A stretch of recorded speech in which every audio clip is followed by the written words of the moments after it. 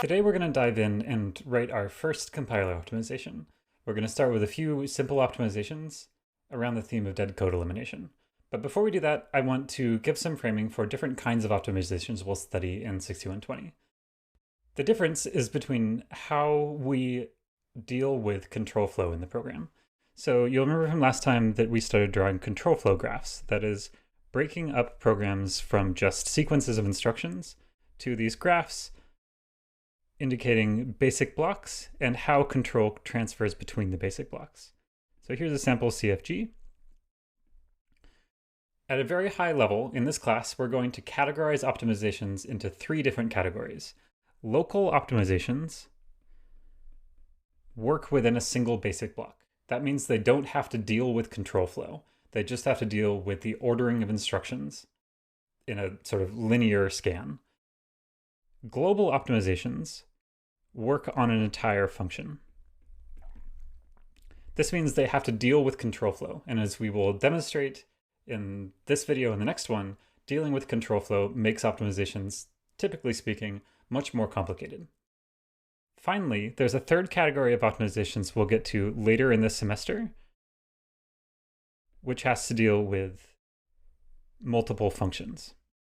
And those things are called interprocedural optimizations. Local and global optimizations can also be called intraprocedural, especially if you spell it correctly.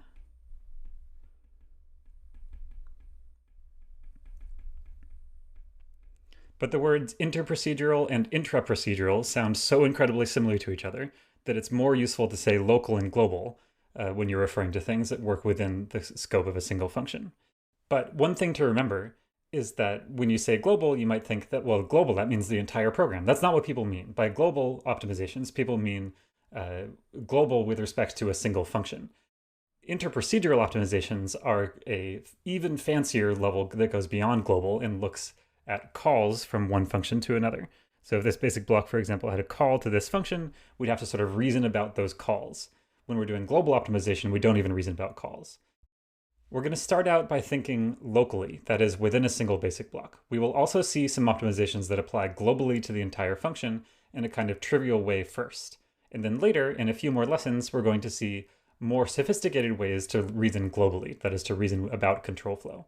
And I hope that one of the things you'll take away from this video is understanding what the fundamental shift in thinking is that has to happen when you transition from thinking within a single basic block to thinking about an entire CFG.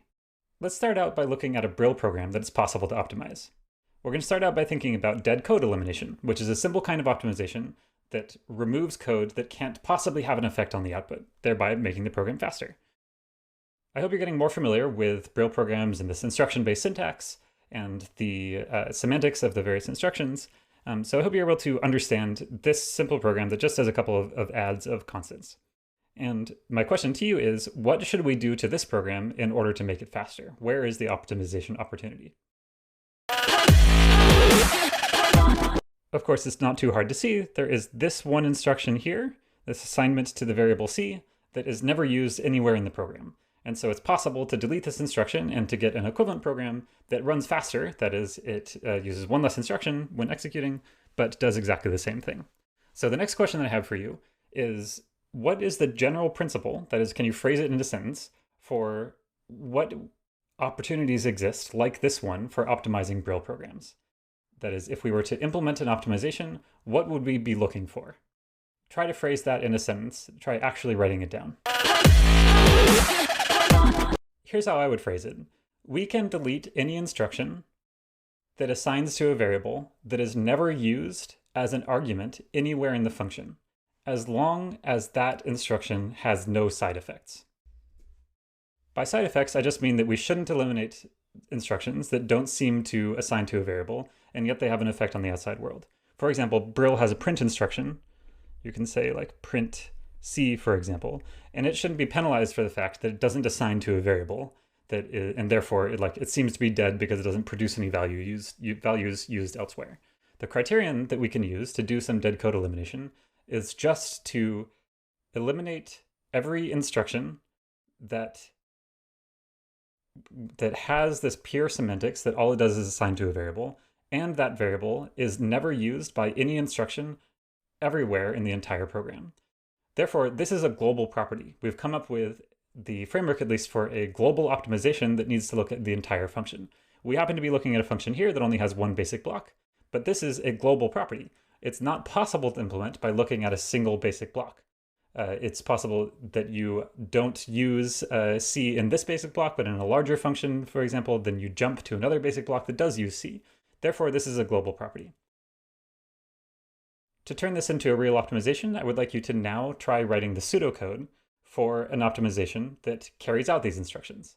That is, that analyzes a program and deletes every instruction that is dead by this definition of assigned to a variable that is never used anywhere and also not having any side effects within the instruction. Go for it. Here's my pseudocode. It works in a kind of two-pass style. There are two loops. The first loop loops over all the instructions and accumulates a big set of all the variables that are ever used anywhere in the function. The second loop goes over all the instructions a second time and looks for instructions that have a destination, and that destination is not in the used set, and it deletes those instructions. This relies on a simple property about Brill, which is that the operations that are built into the standard Brill don't have side effects if they assign to a value. That is, they can do one of two things. Either they are effect operations that don't produce results, or they're value operations that don't have side effects and they only produce results. This is true of the basic Brill instructions. If we're to make more complicated instructions, we'd have to think more carefully about what the side effects of instructions are. But for example, the print statement doesn't have a destination field. It doesn't assign to anything. So this instruction won't have, the print instructions won't have a destination, and therefore we will never delete those instructions. So that's a really simple implementation of our very first optimization. Great work. I want to now show you a second program that we're going to want to worry about how to optimize. As a first step for this program, I want you to try, in your mind, running your pseudocode for dead code elimination on this program. Do that now and figure out which instructions it would delete. My implementation, at least, would delete only this instruction. That is, this is the only instruction that's unused. And the tricky thing about this is that by thinking with your human brain, you can also realize that this instruction is also needless because it feeds into an instruction that is never used anywhere. But it doesn't meet the criterion that I set out in my pseudocode. That is, this instruction, the one that assigns to C, it doesn't have the property that it is never used in any instruction ever. So it's sort of disappointing. We know there is more opportunity to optimize here than we are giving credit for. That is, we're unable to do an optimization we'd like to do. So now I would like you to think for a second about how you can rectify this, how you can take the pseudocode that we wrote for simple dead code elimination and make it slightly more powerful to capture this case as well as the previous case. There are several ways to do it, but there's one way that's particularly easy, which is just to do the same thing multiple times. That is to run the algorithm repeatedly until it converges. And by that I just mean in pseudocode,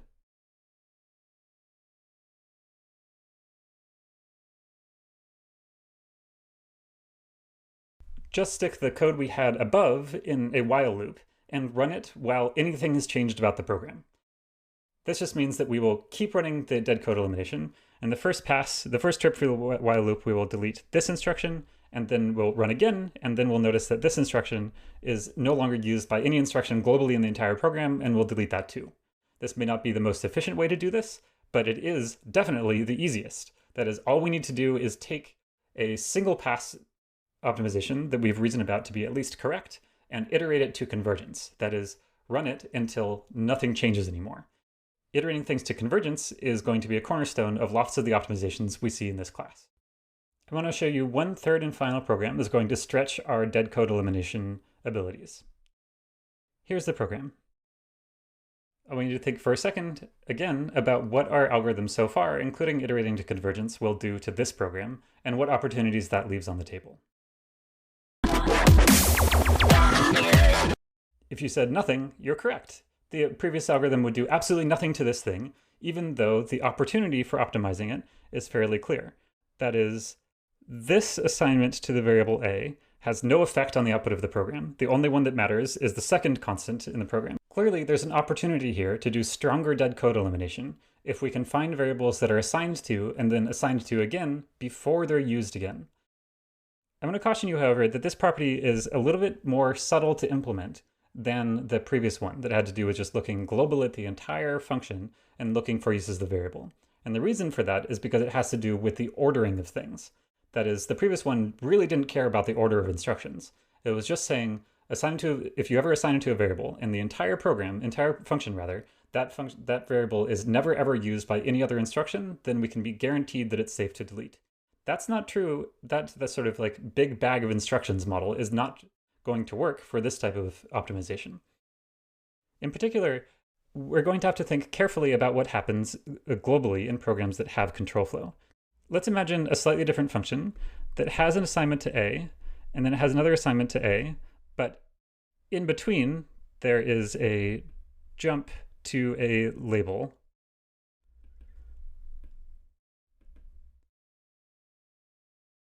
where we print A. Of course, this code that doesn't ever get executed under this jump, that's eliminatable by a different kind of dead code elimination. But you can make this even more interesting by eliminating that possibility by changing this jump if you want to instead be a branch on some dynamic condition, say like we branch on some input we don't even get to see to either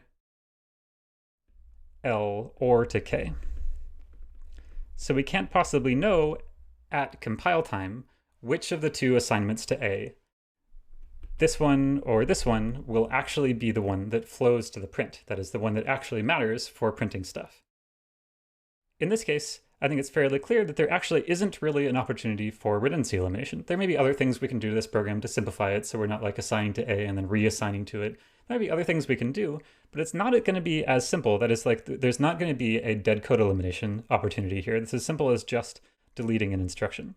And if you wrote an optimization based on the example on the left that naively assumed that all we had to do was scan through and look for assignments to the same variable that happened twice in a row, then we might think that we can eliminate this instruction. And that's clearly not true. Instead, in order to get this right, we would have to reason globally about the control flow of the program. That is, we would have to think in terms of the control flow graph that says that we have an A assignment here and an A assignment here, and then finally a use of A in the final block. Instead of doing that, what we're going to do at this juncture is just reason locally. That is, by restricting the reasoning to think only about these redundant instructions within a single basic block, we can avoid the entire problem of reasoning about control flow, which creates a much different kind of problem we'll solve in a future video. But for now, there's enough to be done just thinking about programs like the one on the left. That is, where there's an opportunity for reducing redundancy within a single basic block. That is, that there's a local optimization to be done that doesn't have to reason about control flow. And that property, just to state it clearly, is that we can delete instructions that assign to variables that are then reassigned later within the same basic block, just sort of later in the sequence of the instructions within the block, before they are ever used in any other instruction. So now I would like you to write down some pseudocode for how to implement that local optimization that reduces dead stores to variables within the context of a single basic block, a local dead code elimination based on overwritten variables. This will be a little bit more complicated than the previous one, so take your time and write some pseudocode now. Okay, here's my idea for how to do this algorithm. I'm interested to hear, if you want to post on Zulip, what you did differently, because I think there's a lot of different ways to do this. But here's my idea. We're going to start, of course, by doing a for loop over the instructions, but this time, instead of doing instructions in a program, we'll now loop just over the instructions in a block. My idea is to keep track of those variables at every point in the block. That is, after every instruction, we're going to keep track of those variables that have been defined but not used. That is, variables that have been assigned to, but they haven't actually been consumed yet. So these are the candidates for deletion. And if we ever see another assignment to that variable before we get to the end of the block, then we know that the previous assignment is worth deleting. So this means that we will preserve variables that are assigned to but never used once we get to the end of the block, because we might be jumping somewhere else that's going to use those variables. And we're not going to worry about global optimization at all. But we can say that if we ever hit one of those candidates for deletion, that it's defined but not used, and we hit another definition, then we know that there's a deletion opportunity. So here's my idea. We're going to have a mapping called lastDef that keeps track of those variables that are defined but not used yet. And this is going to be a mapping from variables to instructions. So this is going to keep track of the last definition, the most recent definition, but only of variables that haven't been used yet. So in the instruction, we're going to do this in two phases. In the loop, rather, we're going to do this in two phases. We'll first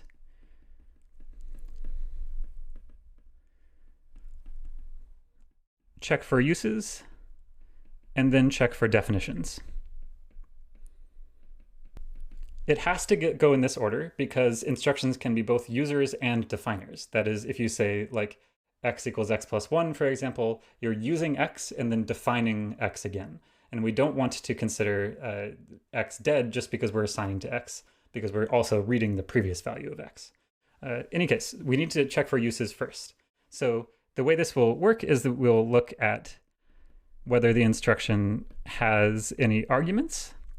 And if so, we will take those things out of our lastDefs. Remember that this lastDef thing, I'll do minus equal to say we'll take out all those variables that are now being used. LastDef is meant to keep track of all the variables that have been defined but not used yet. And we're encountering a use of the variable for everything in instr.args. So we're going to take it out of this candidate for deletion. Okay. The next thing we need to do is to check for definitions. And there's two things we need to do definitions. We need to put things into the candidates for deletion, and we need to mark things, and we need to actually delete some instructions if we notice an opportunity for redundancy. So the way that works in Brill is that instructions have a dest field, which is the variable they assigned to. What we're going to need to do is check whether we have any candidates for deletion, that is things that have been assigned to but not used that we're now reassigning to. So we can say, if this destination, that is the variable that we're defining now, is in lastDef, then we know it's time to delete. And what we'll delete is the instruction there. So just to illustrate what's going on here, in this case, we have something that looks like x equals 5, for example. And this is the instruction we're currently processing. And then the last definition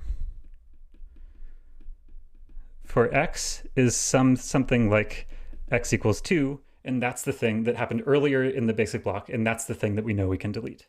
Regardless of whether we delete instructions, however, we also need to update our bookkeeping map. That is, we need to update lastDef. So we're also going to have to say that now, after doing that, that is like either deleting the instruction or not, we now know what the last definition of this instruction is, of this variable rather.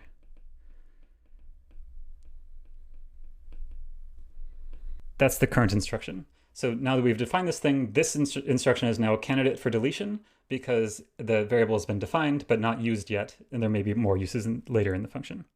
Notice I wrote def here, but of course what I meant was dest. So this is pseudocode that implements our first sort of local optimization that has to reason about the actual order of instructions. This one, you will find, has a similar problem to the previous one, which is that it sort of peels away one level of dead code, but it makes sense to keep on doing that iteratively until we have pruned away chains of dead code. So to make this work in a real system, we'll want to take this entire program and wrap it a big while loop that says like, while the basic block didn't change, and do this iteratively until convergence. But beyond that, we now have a more powerful dead code elimination pass that uses local analysis to complement the global analysis, the simple global analysis we saw in the previous pass. Pseudocode is all well and good, but now it's time to get to implementing. Please take the pseudocode you've written for these dead code elimination passes and code them up in, again, whatever language you like. you should implement both of the passes, and you should iterate them to convergence so that they are as powerful dead code elimination passes you can muster based on this framework. There's, of course, other ways to eliminate dead code you don't need to explore. Just take these two passes that we have designed so far and implement them in real code. I'm going to show you a pass that I have written that is available in open source, but you should absolutely not look at as part of the exercise of developing this algorithm yourself. And I'm going to show you how to run this on real code. In the notes for this lesson, there are links to various test programs that you can run your dead code elimination pass on. I'm now going to show you how I run my implementation of a dead code elimination pass on some of those examples. So those examples happen to be under examples in this test directory, and then there's this TDC stands for trivial dead code elimination because there's much fancier dead code elimination passes that could possibly exist. And then one of the programs I've showed you is just called simple.brill in here. So you will recognize this from the handwritten notes from before. And all I would like to do is optimize this. But first of all, I think it would be nice to start by just running this program. And the way you do that, of course, is with your old friend Brill to JSON that takes this text format that's easy to like write and look at and converts it to JSON. And then I can pipe that into the Brill interpreter. You're familiar with this. But one extra thing that I'll show you is that the Brill interpreter has an extra flag called -p, which is for profile, which will run the program like normal, but also print out some very, very simple profiling information, in particular, the total number of dynamic instructions executed. Here, 5. There are 5 instructions. They all ran exactly once. So that's 5 instruction executions. You can use this as kind of a very simple metric to see whether you are in fact optimizing programs by deleting instructions that actually would have been run otherwise. So the program in some abstract model of computer performance goes faster, whatever that means. So I'll show you what it looks like to run my pass. I have a program that's just called tdce.py. And if I run that and I pipe it back into Brill to text, then I can see that this program is transformed. And I have successfully eliminated one instruction from this program. If I wanted to, I could just use the word count utility wc-l. If I count the lines in the original program, well, there are 7 lines, and if I now pipe this all the way through this pipeline and I pipe that through wc-l, then I can see that I've eliminated 1 line of code from this, but that's not as useful as knowing the dynamic instruction count. So instead, it makes sense to pipe this into the Brill interpreter with the profiling flag.